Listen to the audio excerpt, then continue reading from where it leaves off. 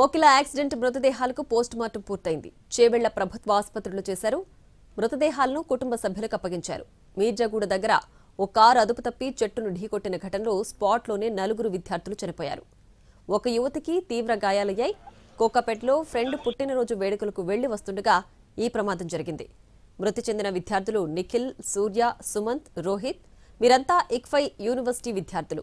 అతి వేగమే ప్రమాదానికి కారణమని అంటున్నారు పోలీసులు. కేసు నమోదు చేసుకుని దర్యాప్తు చేపట్టారు.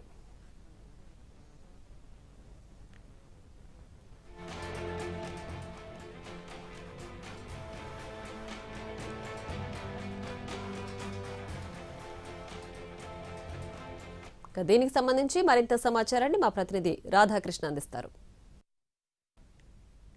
ఓకిల రోడ్డు ప్రమాదంలో చనిపోయిన మృతదేహాలకు పోస్టుమార్టం పూర్తయిపోయింది. ప్రస్తుతం మనం చూస్తున్నాం చేవెళ్ల ప్రభుత్వ ఆసుపత్రిలో ఉన్న మార్చరీలో కొద్దిసేపటి క్రితమే 4 మృతదేహాలకు కూడా పోస్టుమార్టం పూర్తి కావడం జరిగింది. ఇందులో ఎవరైతే కారును నడిపిన యువకుడు ఉన్నాడో సుమిత్, అతనితో పాటుగా మిగతా చనిపోయిన 3 మృతదేహాలకి పోస్టుమార్టం అయితే పూర్తయిపోయింది. ప్రస్తుతం అంబులెన్స్లలో ఆ డెడ్ బాడీలను 2 కూడా ఎక్కిస్తున్నారు. ఇక్కడ నుండి నేరుగా వాళ్ళ ప్రాంతాలకి తరలించనున్నారు. ప్రస్తుతం సుమిత్కి సంబంధించిన డెడ్ బాడీ వెళ్ళిపోయింది. అలాగే రోహిత్తో పాటుగా విజయ్, సూర్యతేజ, ఈ 4 మృతదేహాలు కూడా ప్రస్తుతం వెళ్తున్నాయి. ప్రస్తుతం మనం చూస్తున్నది రోహిత్కి సంబంధించిన డెడ్ బాడీ.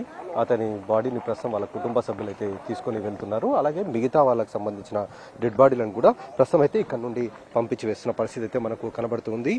ప్రధానంగా ఈ ఘటనకు సంబంధించిన దాంట్లో ఎవరైతే వెహికల్ నడుపుతున్న సుమిత్ ఉన్నాడో అతని బర్త్డే పార్టీ సందర్భంగా ఈ సంఘటన జరిగినట్లుగా తెలుస్తుంది. పార్టీ చేసుకుని తిరిగి వెళ్తున్న సమయంలో ఈ ప్రమాదం అయితే జరిగింది. మితిమీరిన వేగమే ఈ ప్రమాదానికి కారణంగా ఇప్పటివరకు అయితే పోలీసులు అయితే గుర్తించడం జరిగింది. అక్కడ నేరుగా, ఎందుకంటే అక్కడ వేరే వెహికల్స్ ఏవి లేవు, నేరుగా ఉన్న చెట్టుకు వెళ్లి కారు ఢీకొట్టడం జరిగింది. కారులో ఉన్న 5గురిలో 4 చనిపోవడం జరిగింది. ప్రస్తుతం చూస్తున్నాం మనం పోస్టుమార్టం పూర్తయిన తర్వాత డెడ్ బాడీలను ఎక్కిస్తున్న విజువల్స్ అయితే చూస్తున్నాం. మరికొద్దిసేపట్లో ఇక్కడ నుంచి వెళ్ళిపోతున్నాయి. ఇప్పటికే 2 డెడ్ బాడీలు వెళ్ళిపోయి మరో 2 డెడ్ బాడీలను కూడా ఇప్పటికే అప్పగించడం జరిగింది. కాబట్టి వాళ్ళు కుటుంబ సభ్యులు అయితే డెడ్ బాడీలను అయితే తీసుకొని వెళ్తున్నారు.